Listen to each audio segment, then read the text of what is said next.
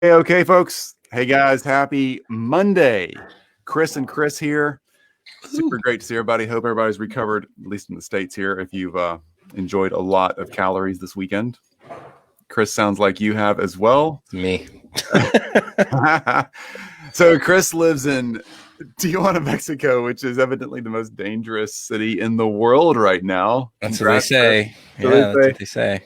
Chris has a fantastic digital agency with a great team. What do you have, 50, 60 people on your team? How many is it up to now? It's over 50. Yeah, I don't exactly know, but it's over 50. It's a lot. That's so great, man. It's cool that you're building a team, and that just the team piece of that with a big agency like you've got is not collapsing you as a human, because that's where a lot of people struggle when they start really growing that team. Is the people are hard. It's not the work, it's the people that make it difficult sometimes, Yeah. Well, that and a combination of lack of processes. And then the third thing, the biggest thing that I've been working on over the past 18 months that has really, I think, enabled us to grow. Happy Cyber Monday to you, CN. Happy Cyber Monday. Is the thing that I've been working on the past 18 months is really myself and learning how to be a good leader, because I don't think that naturally I'm a good leader. I don't think that many of us are naturally good leaders. And so then just investing the time and recognizing that everything that happens as the business is a function of my abilities as a leader. As soon as I started to focus on that, everything started to fall into place, and everybody else started to step up their game as well, which made my job easier. But it all starts with you. Like, if you're the owner, it all starts with you. That is so true. That is so true. We talk about that all the time in our group. Just if you got people problems, you got a boss problem. And let's get in the mirror and figure this out. Hey, well, hold on really quickly. There's a deeper level to that too. Yeah. So like if you're the boss and you're the boss problem, then there's usually something else tied to that can be very personal, right? So if you have other baggage drama going on inside this brain of yours, that's gonna carry over into the business, and that will impact the business and the results that you see in the business. So once you start to peel back that onion, you realize, it's not a money problem, it's a me problem. That kid stole my bike, whatever it was. You carry all this baggage. A lot of it comes from childhood, and that affects how you run the company. Dude, this is a therapy session right here. I'm the biggest advocate of therapy on earth. Me too. The huge proponent of it. VA that I hired, I don't know, 10 years ago now, I guess, I completely wrecked that relationship. She was a fantastic person, but I was like bringing so much of my personal crap to those conversations every day. We talking about my inbox and calendaring, and then I'd come bringing in, oh my gosh, and then this happened, and I'm sure I wore her out, poor thing. Yeah. I've been there myself. Keep the personal stuff at home, right? Okay. So, Chris, if you can, hey, great to see everybody. If you can, you got this book out that's actually really fascinating. And that's why I'm asking you to speak in our group, because you can save us a lot of time. We can either go read the book, or we can just pick your brain for 30 minutes. Or you can do both. Or both. I'm sure we'll do both. Is there an audio version, by the way? Have you figured that out? I'm working on that. Yeah. I just got to bang that out. It'll probably take me, a couple weekends to bang that out and get it edited. But I do want to have my first Audible. This is my third book. So I'm kind of like, here's another book. I am excited about this one, though, especially because of the relevance to what we're experiencing in society, I know. And everybody having to work remote. But yeah, I am very excited to do my first audio book. Dude, I am too. I'm scared to death. I don't even have a book yet, and I'm super scared of the first one. I can't imagine trying to crank 3 and then get an audio. All right, so anything gets easier over time. I guess so. It's kind of what you don't know is what scares me. So surviving the pandemic, but not just surviving, but thriving. And I know, based on what's going on in our own Facebook group and just watching the industry, you got people who are just crushing it, and then people who are really struggling. There doesn't seem to be a lot of middle ground. But so much of what's in your book right now is so relevant to making sure that we are some of the people who'd continue to crush it and really leap into 2021. So walk us through the stuff that, as agency owners, like, what are the big things we got to watch out for? Well, the number one thing is your ability to adapt to the constant change, which in our industry, it's constantly changing. So I think just by nature, because we've chosen this field, we are a little bit more adaptable. But you saw like when companies kind of like shut down, right? Like you saw people that just kind of put their head in the sand. They said, I'm going to wait this thing out. And then you saw other people that were like, I need to move. Like immediately I need to move. And so you have the choice as to which one of those people that you want to be. Not a long time, but like a few years ago, I don't know, maybe 4 or 5 years ago. I like to camp. Well, I like to camp and I kind of like outdoor stuff. I'm not like a survivalist, but I was in LA and there was this guy or a friend of mine from high school was going to see this guy speak. And this guy's like got a podcast and he's like a former Green Beret and he's kind of crazy. Like he's been banned from Facebook for some of the stuff that he says because it's like way out there. But anyways, I was like, I'll go listen to this guy speak. It was like $20. You know, he's going to talk about how to survive and whatever. And the only thing that I got from that whole talk was that he said that in an emergency situation, like where it's literally life and death, where there are people dying, bombs are going off, whatever. He said there's 10% of the population where they just cannot handle the stress. And they're the ones who run into a burning building and get themselves killed, right? So that's 10% of the population. You have 80% of the population who it's very situational, right? They kind of have a 50-50 chance of making it. Like, things go right, they get lucky, they're going to make it. Things go bad, they're going to die, right? And then you have the other 10% who, no matter what happens, they are going to make it, right? Those are the ones that will always find a way to survive. And so, you know, you in many ways, you do have a choice as to what of those like thirds do you want to be in? Do you want to be in the 10% that dies instantly? Do you want to be in the 80%? And do you want to be in the top 10% that always makes it? In business, a lot of that comes down to your preparation and how well you've trained to deal with those emergency situations in your business. And so we saw that when the shutdown started, you know, the first shutdown.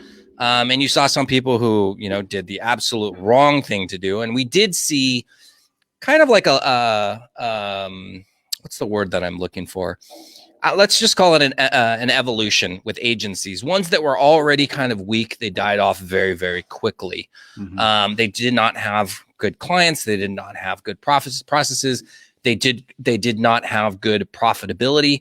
And so those ones kind of went away very early. Right. And then we went through the next 3 months and the ones who were talented and who were getting clients results, those ones started to thrive. And now those ones are absolutely exploding with success, more success than they've ever seen before.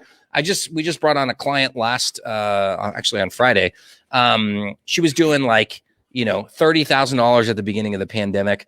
Now she's doing $85,000 a month, you know, $35,000 a month to $85,000 a month. In you know, let's just call it 8 months time. And so she was in that top 10%, I would argue. So that's the first thing is like, you got to figure out where do you want to fall? You know, like you have the ability to determine whether you make it or not. And a lot of that comes down to your ability to adapt to emergencies and to crises, right? We're going through another crisis right now, or we're on the cusp of going through another crisis right now. So that's the first thing. The second thing is the people that you have around you, right? So do you have people around you and in your team that have the ability to adjust and adapt to this ambiguity, right? A lot of people have problems with dealing with ambiguity. In our business, kind of sort of, you know, our business is very ambiguous in general, but you need to make sure that all your team members have the ability to deal with this ambiguity. You know, they need to be able to say, like, if you have to go to them and be like, hey, I don't know what's going to happen this month, but this is the plan and we're going to move forward. And if we have to make adjustments, that's what we're going to do. You need people on your team who thrive in that environment. And there's some tests that you can do. And we talk about that in the book, but that's the second most important thing that I would say to surviving and thriving. Can I pause that for just a second? By the way, Sure. Rock, congrats on your biz being up 45% so far this year, dude. Way to crush it. Rock's a great marketer. A lot of print, t-shirt, hats, awesome. Cups, anything you can put your logo on. Way to go, Rock. The piece about having team members who can handle ambiguity and handle uncertainty and lots of question marks behind lots of closed doors that you have to peek in. That's like, anybody can ask questions as we go along, by the way, as always. That's super important because we all see teams who are like, oh my gosh, I don't want to do something new. I can't change that fast. I can't whatever. But in a market like this, you got to be flipping fast. Yep. It is. Yes. Picture yourself owning a food truck and going to a different international food venue and concert every weekend. You got to be Lithuanian one week. You got to be Greek the next week. You got to be Latino the next week. You got to just keep going, you know? Yeah, absolutely. And there are definitely ways that you can evaluate those folks that we talk about in the book. Things that we've done personally to be able to find amazing team members. And so I share all those tips with you in the book itself. But yeah, you have to build out that team that can evolve with you and go through any of those hardships that are bound to come up as we continue through, this pandemic and potentially more pandemics down the road. Another thing that I did that I talk about in the book very briefly, but was just the number of future pandemics that are out there right now. Take a guess as to how many pandemics you think are out there. Gosh. I don't want to give anybody else more anxiety. Man, I was hoping we were done with the last one. I bet a dozen more potential. I have 1,500. No. There's 1,500 potential pandemics that are out there that are just waiting for an animal to engage with a human that creates that perfect scenario where we have another pandemic. So bottom line is we got to get freaking good at managing our businesses during pandemics. Yeah, you have to. But if it's not a pandemic, it'll be something else. Yeah. Right. There's always going to be some crisis. If you look back to 9/11, I was young. I was still in college. I was 21 years old. I vividly remember that. And I took a year off from college to work full time. And I used to, the place that I worked, there was a giant window in the conference room that looked out over the Santa Barbara airport. And every day we would watch the planes take off. And for weeks, there was not a single plane that took off from that airport. Right. And it was very eerie, and that brought the world to a standstill, kind of like what we have now. So, one of the things that I believe is that you do have to find people that are going to be able to survive and help you thrive in the company. And one of the main things is just dealing with that ambiguity is very, very important. So that's the second thing. And then the third thing I would say is this concept that we created called Bridge, Connect, and Deliver. It's very, very relevant to my business, but it's also very relevant to any digital agency because it's something that we neglect. And I'll explain really quickly what Bridge, Connect, and Deliver means. So when you work, and my business is essentially quote unquote outsourcing. I hate that term because we're so much more than outsourcing, but in the broadest sense, or the sense that most people will understand, we do outsourcing, design and development. In design and development outsourcing, you usually have some team in a far off country that don't speak English. You have absolutely no idea who's doing the work. You don't know the status. You very rarely can talk to them in real time or do a Zoom call or anything. So when you have a project, you just kind of send it over to that team and then you just hope that it gets done. And you're sitting on, you're anxious the entire time because you don't have any idea what's going on. That's what I call the gap. Right. And so the first thing that we do is we bridge that gap because we're located in North America, specifically in Mexico.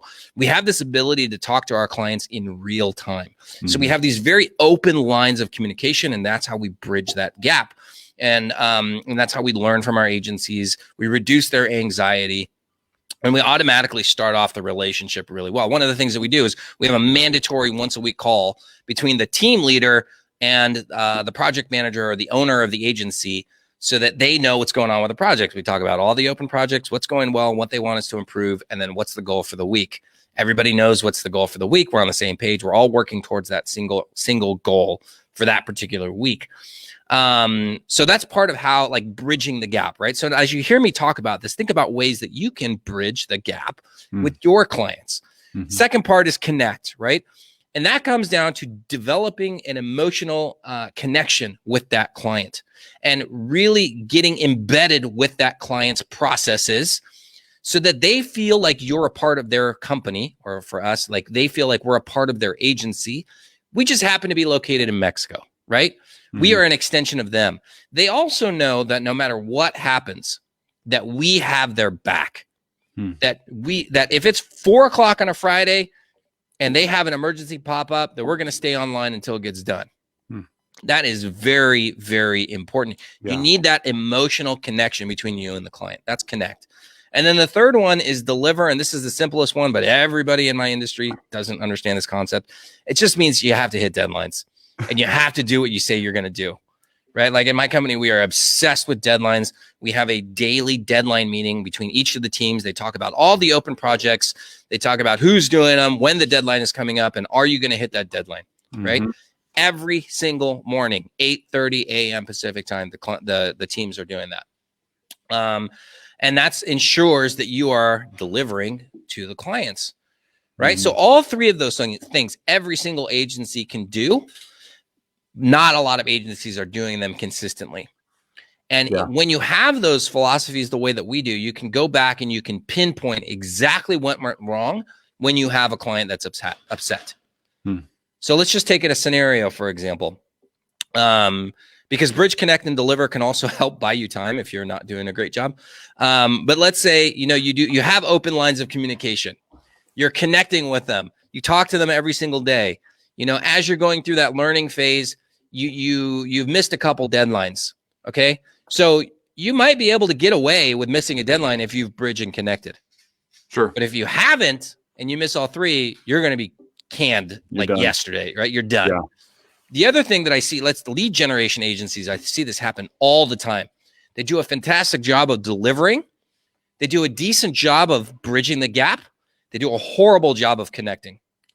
So what happens when you're a lead gen agency and you sign up a new client, every single day after you sign them up, they're getting a phone call from somebody else saying, hey, what is your company getting you now? What are you paying per lead? How many leads are they getting? And they're saying, I'll get you more. I'll bring down your cost per lead. Every single day. Yeah. If you don't have that emotional connection with that client, you're now just some random person in cyberspace. And eventually that client is going to cancel and they're going to say, well, this dude, Joe Schmo, has been calling me every day. I might as well give him a shot. I can always go back to Chris. And, if he's busy with his other clients anyways, he probably won't even miss me while I'm gone. So that's why it's so unbelievably important to Bridge, Connect, and Deliver every single time with every single client and have a process to be able to do that. Man, I love that. By the way, welcome, Mark, Derek. Great to see you both.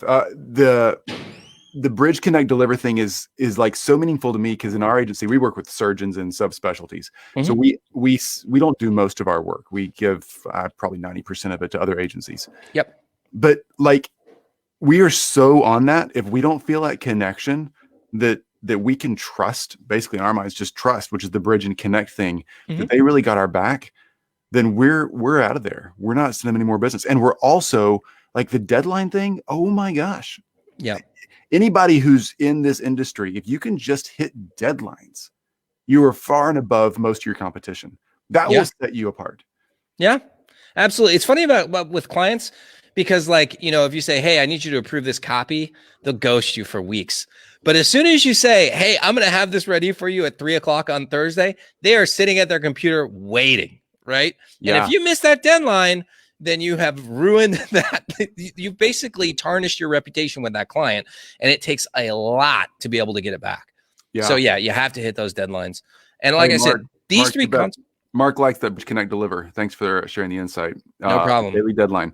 I'd like to ask another question about the daily deadline in a second. Sure. Too. Go ahead.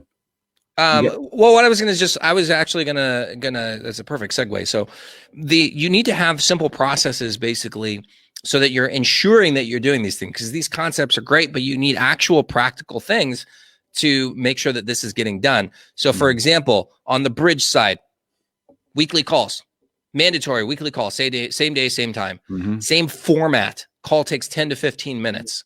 We go through all the important stuff, right?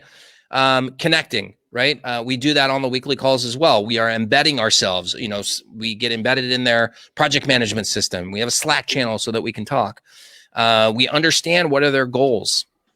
Those things really, really important. When you're doing your Zoom calls, turn on your camera or your project manager. Make sure your project manager has their camera on when they're talking to the clients. Showing that face creates a deeper emotional connection with that person. And then on the Deliver side, daily deadline meetings, literally, if you have a project management system or we use a ticketing system, everything that we do is built on Freshdesk. We just pull up all the requests and we say, this is what came in today. We're going to assign these. And then, who are some of the team list? Chava, you have these 5 tickets. This one's due this. Do you have any problems? Are you going to hit these deadlines that are coming up? Yes. Make sure that everybody is on that call so that everybody is accountable. These are very simple, practical things that I talk about in the book, but that you can start to implement today. And that is going to make a huge difference in the agency. It's because right now, honestly, like if you're talented, you probably have no problem getting new clients. Like our clients, they have no problem getting new projects. What keeps them up at night is getting these projects done and ensuring that their clients are happy, right? And making sure that they're making money on these projects. And so these are the little details that are going to really help your profitability with your agency. Yeah, for sure. Hey, by the way, the Never Wear Pants Again by Chris is the book that you can grab on his website. I put it up there in the top of this feed. If you're looking for it, you can buy it on Amazon, or it looks like if you go to that link that I dropped in the feed, you can grab the ebook for free, right? Yep, I'm giving you the PDF copy for free. Never Wear Pants Again. And if you want to go to Amazon and leave me a review or go buy a copy, I would be much appreciated as well. But yeah, go in and grab your copy of it on neverwearpantsagain.com. It'll take you to a landing page where you can just pop in your email and get the book, the PDF copy for free. Perfect. Chris, the stuff you got in there is really good because it really outlines how we can actually make all this stuff happen. So you got over 50 people on your team in your digital agency. That is a big team of people. Are you just like swamped with meetings, or do you kind of talk about how do you actually lead the people you're working with without letting it take over your life? Yeah, this is a great question. So you have to look at the different areas of the company where you need leaders. So you are always going to be the CEO, right? It's going to be very difficult to replace you, at least for now. Then you have the COO, or the integrator, as a lot of people call them, which I don't have. And then you have your director of operations, director of finance, director of HR, customer experience, sales and marketing. So I have been very fortunate where we put in our director of customer experience. Her name's Erin. We put her in January. She was able to solve a massive churn problem that we had. So she brought our churn down in 1 month from 16% down to 10%. And now it's under 5%, which is amazing. So we're our clients are insanely happy. They're referring more people, and best of all, we are way more profitable. If you've never done a pro forma, which is a financial planning document, and looked at the impact that your churn can have on your business, you need to do that like immediately. Especially because we're in December and we're probably we're almost in December. We're all thinking about 2021, right?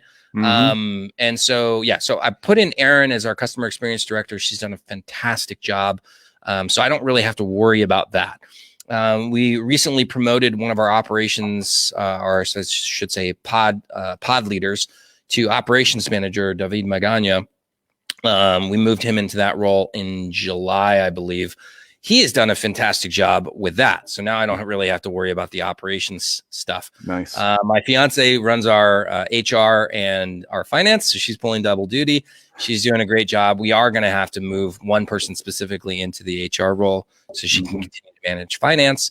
And then I just hired a salesperson. So my main responsibilities are in sales and marketing. I kind of serve as my own integrator. And then just making sure that everybody is on board and that we're setting the vision. So like every Monday morning, we have our leadership meeting. It's a quick 30-minute call. We have metrics, spreadsheets that everybody fills out. We go through each of those on Monday morning, kind of do our forecasting. Erin will talk about any clients that we have in the quote unquote red zone. So that's another thing I talk about in the book. So we talk about the red zone clients. We talk about any operational things, challenges with clients that we need to upsell to a different product. And then on the finance side, making sure that we are profitable and that we're hitting all of our numbers and our projections. And then, of course, I make the sales and marketing projections. That's awesome. So that's what I do. I mean, I love to work. Like, I'm not like you. Like, I love to be working in with the team. Like, I like putting in 60-hour weeks. Oh my gosh. I know. Dude, I love it. It's just part of who I am. Yeah. And so, I like doing this stuff, but now that I have a great leadership team, it's way easier. There's different things that I have to worry about. I have a lot more responsibilities. Obviously, like there's more people who are kind of relying on me for the paycheck, and I have less room for error. But I'm not afraid of that at all. I like it. But yeah, having those leaders and having those processes have made my life a lot easier, and it's a lot more fun. And I get to focus on the things that I love to do.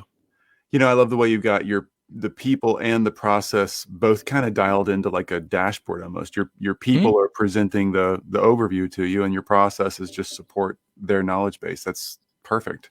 Yeah. So, by the way, Mark says, no, this is Derek. Bridge, Connect, Deliver. Bridge, is he got it right? This is meetings mandatory. Bridge is open lines of communication. Yeah. Is Bridge. Yeah. Okay. And consistent and intentional. Connect is emotional bond, become an extension of your client. And Deliver, yes. Always meet deadlines, always be true to your word. Kind of just live by those standards. Yeah. Absolutely. And make sure that every person on your team lives by those same standards. Everybody in our company knows what Bridge, Connect, and Deliver is. Yeah. They kind of have it tattooed in their minds. That's a good point, is getting the thing out of your head as the leader and into their heads. One other good point there, and Chris, I know you're good at this, is not changing. Like, let's say we all walk with this conversation and Chris has been so helpful with, and we're all like, go back to our teams, Bridge, Connect, Deliver, guys. That's what we're going to be talking about in 2021. Well, freaking talk about it in 2021 and don't change. Like, we all go to the next conference, the next podcast, and we get the next great idea, and we want our teams to like flip everything for us again. And it confuses them. But if we can stay with something simple that works, doesn't have to be the best thing ever in the world, something simple that keeps us all on the same page, that totally works. So yeah, I think that's one of the reasons why it's worked for us, is because it is so simple. It's 3 words. It's 3 simple concepts. We can all perform on 3 simple concepts. And then what's great is that when the team starts to embrace that, they will then start to come up with other ideals that embody Bridge, Connect, and Deliver. Yeah, so true. Mary, hey, awesome, and congrats. Yeah, thank you very much. Done a fantastic job. Chris, last question for me. If anybody got questions, fire away, because I want to make sure we get them here before we got to go. You're working with, here's one. I'll go ahead and take that one first. Could you let us know what your daily or weekly meetings look like, and what are critical meetings outlines a small agency owner must have with a remote team? Mark, good question. Yeah. So real-time communication with a remote team is crucial. When I started my own agency back in 2012, my team was in the Philippines. My schedule was up at 6 a.m., in bed by 1 a.m. And I did that for almost 2 years. And then, I just couldn't run at that pace anymore, and I didn't want to. So daily communication, I would say a morning meeting on your time zone is crucial. And talking about those deadlines is very, very important. I would do at least a weekly meeting with your leadership team, even if it's a leadership team of 1 or 2. You've got to review the finances. You've got to review the clients and the ones that are potentially going to cancel. So here's a great practice for everybody to do right now, because I do believe that we are going to hit, I guess it would be the 3rd shutdown or pandemic crisis or whatever.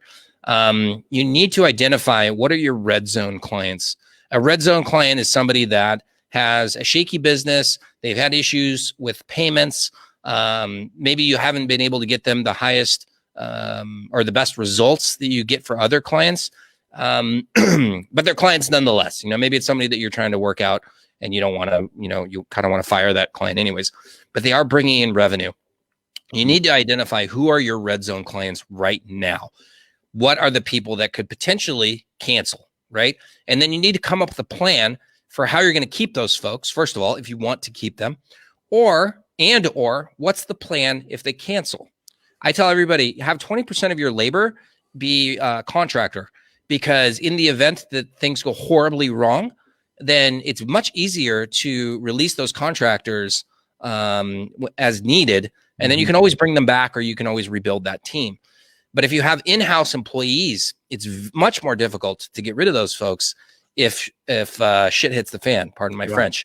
So that's one thing that's really, really important. And you need to be talking about that red zone and have the plan for what to do if the red zone, if they all fall off, if all your red zone clients fall off right now, what's the plan? And how are you going to make next month or this month profitable, or at least break even so that you guys aren't losing money? So those are some of the really important things that I would talk about with your clients. And then on the sales and marketing side, at least have a plan. Talk about the clients that are in your pipeline. What's your closing percentage? If worst case scenario, just make it 10% if you don't really know those numbers. And then that's it. Those are really the only things that you need to really focus on. Okay. Good answer. Mark, great question too. So your work, my question was, and again, if anybody else has another question, fire away real quick. We'll get it in here if we can. You're working with your fiance. Working with friends, family is sometimes difficult. How do you guys navigate that? I didn't want to do it for a long time, and then I just needed her help. And she stepped in and she's done an absolutely phenomenal job. Yeah. And the first thing that she helped out with was organizing our finances, because I had a former partner who was supposed to be our CFO. Let's just say that it was not working out.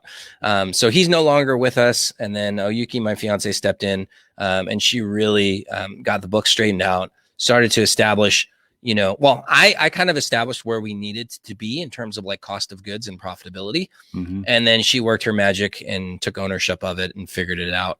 And now I'm proud to say that we're way more profitable than we were last year, and we've grown our revenue significantly. So everything is moving in the right direction. It can happen very quickly, but again, you have to find the right person. Mm-hmm. So do you guys leave that business talk at the door? No. Okay. We talk about it all the time. But it's great because, who's going to have more ownership over this? This is this is part of our future. Yeah. We are working on this together. Yeah. And we also have a great mission, right? So one of our missions is that we want to build we want to be considered the #1 company to work for in Mexico. Oh, she's Mexican citizen, right? Mm-hmm. So she's very passionate about that mission. Mm-hmm. It's not just about making money. We have other big things that we want to do through our company to help impact lives, right? And so, that's basically what we're doing at the company, and she's helping making that come to a reality, or making that a reality. So it's been very, very easy. Do we argue about stuff? Yes, all the time. Do we make up at the end of the day? Yes, of course. But I wouldn't trade it for anything. That's great. That's a good model. What again? All right. So, Chris, by the way, if you want to see, I'm on your website right now, on the Dude website, Dude Agency website. Is that you in the blue and white Superman leotard? That is the Dude Beast costume. And yes, that is me. All right. Well, I'll drop that link right here for you as well. So that's awesome. So you want to hear the story behind that? Yes, I do.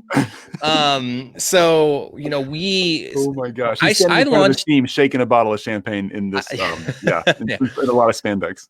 So I launched the Dude in 2017. I'd grown my agency. We had over 200 and something clients, but I really wasn't happy. And so I was like, I want to do something different. And then I heard a podcast of Russ Perry, who started Design Pickle, who's now become a friend.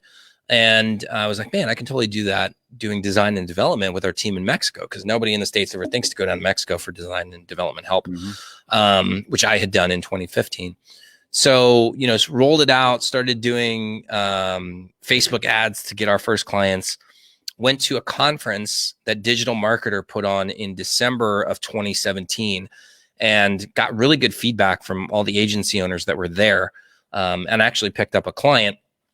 And then I was like, you know what? I'm going to do the traffic and conversion conference in San Diego. And I was living in San Diego at the time.